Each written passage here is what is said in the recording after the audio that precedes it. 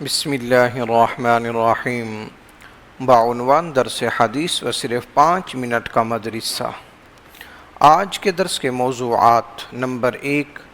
متعلقین کی خبر گیری کرنا۔ نمبر 2، علم سیکھتے ہوئے وفات پا جانا۔ نمبر 3،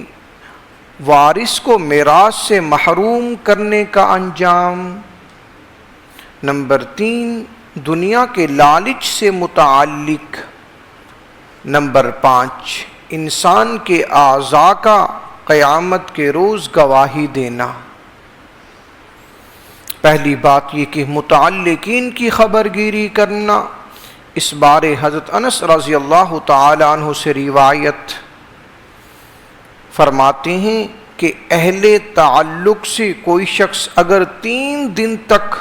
نہ آتا، اہل تعلق میں سے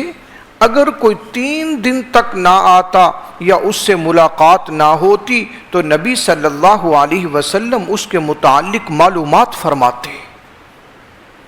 اگر وہ باہر سفر میں ہوتا تو اس کے لیے دعائیں کرتے،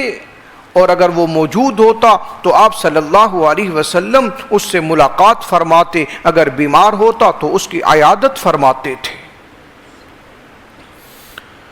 دوسری بات یہ کہ علم سیکھتے ہوئے وفات پا جانا، اس بارے رسول اللہ صلی اللہ علیہ وسلم نے فرمایا، جس کو علم سیکھتے ہوئے موت آ جائے وہ اس حال میں کہ اللہ سے ملاقات کرے گا کہ اس کے اور نبیوں کے درمیان صرف نبوت کے درجے کا فرق ہوگا، بس ان کی کرسیوں پر، ان کی جگہوں پر مہر نبوت ہوگی، بس اتنا سا فرق ہوگا، برابر وہ علم حاصل کرنے والا ہوگا جس کو اس حال میں موت آ جائے۔ تیسری بات یہ کہ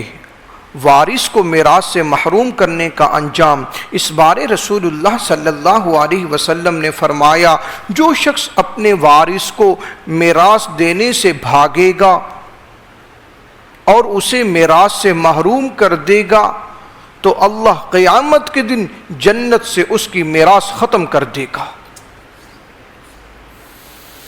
چوتھی بات یہ کہ دنیا کا لالچ،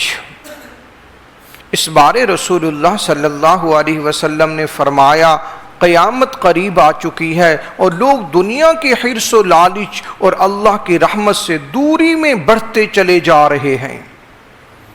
اب یہ کہ قیامت قریب، اب ہونا تو یہ چاہیے کہ یہ انسان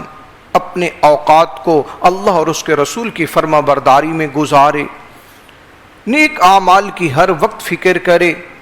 بجائے اس کے کہ یہ انسان دنیا کے لالچ میں آگے سے آگے بڑھتا چلا جائے۔ آخری بات یہ کہ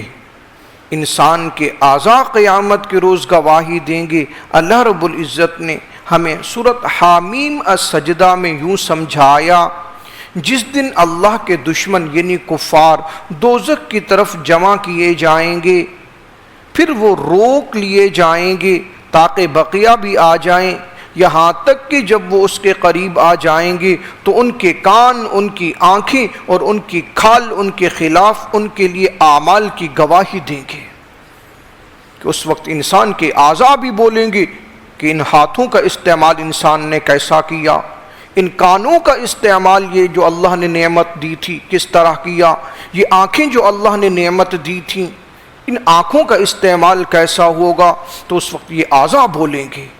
اس لیے جو اللہ نے آج ہمیں